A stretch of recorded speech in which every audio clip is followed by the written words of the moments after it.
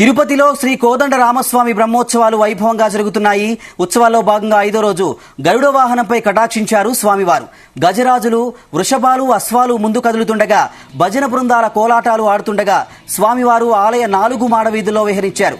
పట్టాభిరాముడు గరుడ వాహనంపై విహరించడాన్ని చూసి తరించడానికి భక్తులు తరలివచ్చారు. అడుగడుగునా కర్పూర హారతులతో, గోవింద నామస్మరణలతో ఆలయ మాడవీధులు మార్మోగాయి.